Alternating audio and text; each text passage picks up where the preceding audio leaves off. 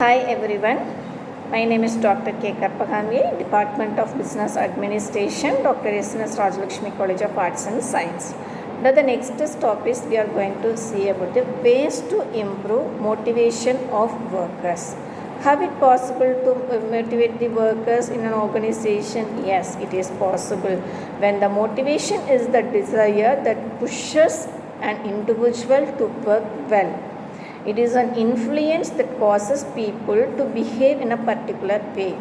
Organization can move its production line workers through financial rewards such as an increasing in wage rates or profit sharing, and through non-financial rewards such as job enlargement and delegation, along with the use of motivational theories such as McGrath's theory X and Y and Elton Meyer's Hawthorne effect.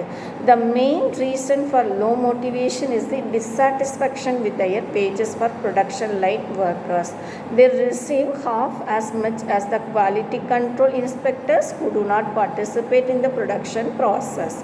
These workers receive a low weekly wages and a bonus for meeting output targets. This means that in case of power failures or machinery breakdown at the factory, the workers would not be able to meet targets and wouldn't receive the bonus because of lack of these things. So now next we are going to see about the financial motivators and non-financial motivators. So financial motivation, every management tries to place certain motivational techniques which can be employed for improving performance of its employees. The techniques may not be similarly useful in all types of concern. Some techniques may be suitably employed in one concern, others may be useful in another concern, and so on. Motivational techniques may be classified into two categories, that is financial motivation, then another one is a non-financial motivation. So both the categories of motivators will discuss under. First, financial motivator. Financial motivators may be in the form of more wages and salaries, bonus, profit sharing, leave with pay, medical reimbursement, company paid insurance, or any of the other things that may be given to employees for performance. The economists and most managers consider money and financial incentives as important motivators. Behavioral scientists, on the other hand, tend to place them low. Neither view is probably right. Money is the most important motivator to people who are young or raising their families than to those who have aligned at the stage when money needs are less. Money needs go on changing from time to time. A person may be satisfied with a modest house at one time. He may like to have a comfortable house later on. For some persons, money remains to be motivator, and for others it may never be. According to Gellerman, money is actually used to retain people in the organization and not primarily to motivate them. To attract good persons, an organization will have to offer better wages.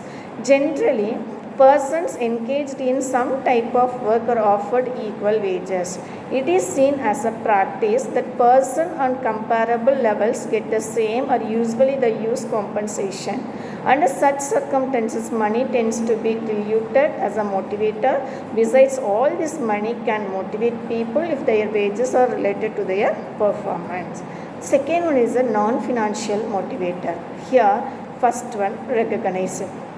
Every person wants its work to be recognized by his superiors. When he knows that his performance is known to his boss, then he will try to improve it more and more. The second one is called as a participation. So everyone is expected to participate in the management.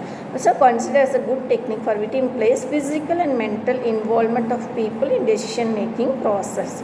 It satisfies ego and self-esteem of person.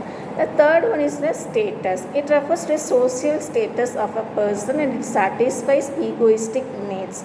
A management may create some status symbols in the organization. Then fourth one is the competition. In some organization, competition is used as a motivator. Various persons are given certain objectives and everybody tries to achieve them ahead of others.